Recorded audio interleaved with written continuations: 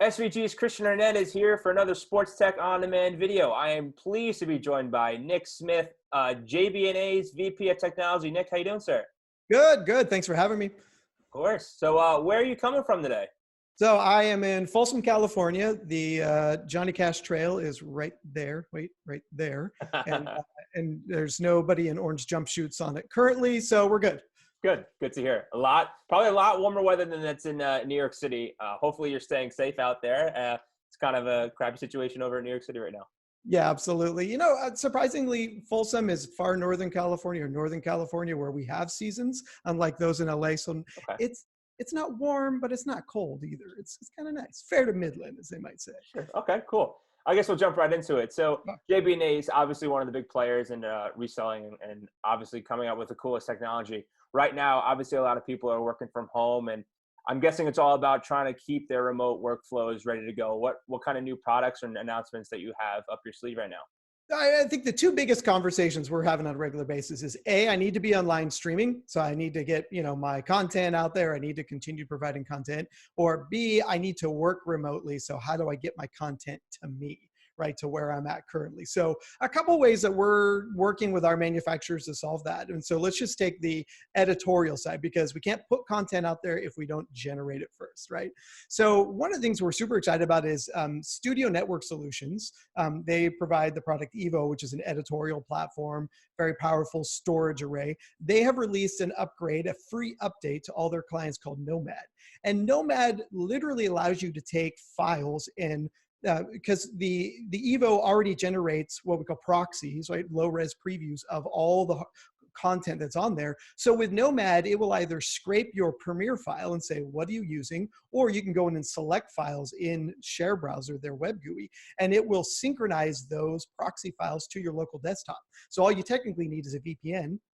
Once you have the VPN set up, it will pull over the proxies. You can edit those and then work off, those proxies until you're finished with the project and remote back in to the local hardware, or, bring down the high res at a later time. But in either way, it gives you complete access to all the files much, much faster than if you were trying to deal with these in high res, right? And trying to pull over the original ProRes masters or something like that.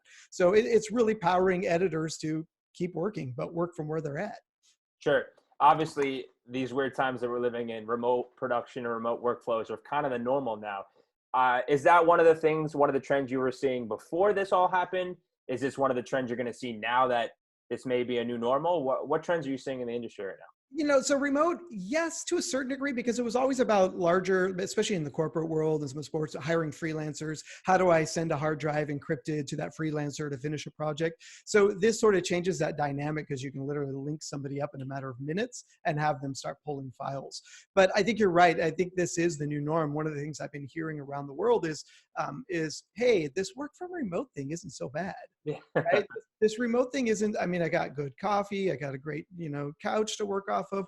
Why am I driving, and especially for you guys and for me near the Bay Area, the worst traffic on earth, right? It's like, why am I suffering through this traffic if I can get my job done remotely? So I think this is going to be not the new norm, but it's going to be a new normal that people are going to accept more readily of, let's work remote, right? Let's see this remote. The other side of this coin I touched my nose. You're not supposed to do that. Oh no. Like, come in, bad hand. So the other interesting one that I'm really excited about is, we've always had this concept of, well, I need to remote preview, right? I need to see the editorial. I need to see the finished product. So, and a lot of times it's, okay, we'll upload it to Vimeo, create a private link, send it over to me, send me a big file. There's all that. Well, one of the other ones, and this is the box that's actually, that was pointing back there earlier, our Intonor encoder line has the ability to create a unique URL, either RTP, TCP, or SRT, send that to a user, and they're able to, either over an encrypted or unencrypted line, monitor editorial why it's happening. So we have if anybody wants the URL, we can fire them at one anytime. But we have a machine over here that's editing currently that is streaming the desktop on a 24/7 basis, so that any of my sales team can say, here's the link if you want to see what the experience is like to, on your phone, connect into that machine and watch editorial happen in real time. And that's been one that we've seen demand for about a year or so now, or even longer. That's been out there, but suddenly now it's like the greatest story since sliced bread. It's how can I start to work with editors and producers and content providers all around the country or even around the world and bring them into the project securely. And the unique piece about this compared to some of the other vendors doing this is there is no proprietary hardware or software required. You can download VLC and you can join the conversation. You can be on a desktop on a Mac or PC. You don't have to have anything really unique to join in and monitor the editor remotely and be a part of the process. Okay, so it sounds like accessibility to a wide range of individuals and kind of a seamless interaction with the software, since you were saying you don't have to basically need a specific thing to kind of join in, right? Yeah. I mean, it's VLC. Everybody's got it already, right? Yeah. So it's not like, I've got to go download proprietary software to join the conversation. It's just click on a link and I'm in, and I'm part of the segment. So all these things are playing into the concept of, okay, we can't be in the same room together, but how do we have a centralized conversation and a real-time conversation in HD around the content that we're developing, right? Cool. Awesome. Anything else that you want to get to the messaging that you want to get out to the industry from JB&A's end? Well, I mean, the biggest one is, we're here to help people make better informed decisions. So call us, get on the phone with us, call your local dealer and say, what could we do to showcase these technologies? We've got these things set up and spinning for demos. We've got Nomad demos. We've got Intinor demos. We've got live streaming demos. So we can show people remotely how to get this done and what are the pros and cons of these technologies based on your specific needs and requirements. So the biggest message is just call us. We're here. I mean, we're working.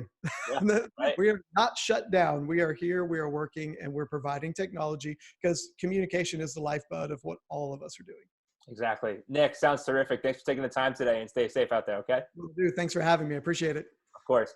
Stay tuned to our YouTube channel for more of these SportsTech On Demand videos, as well as our website at sportsvideo.org.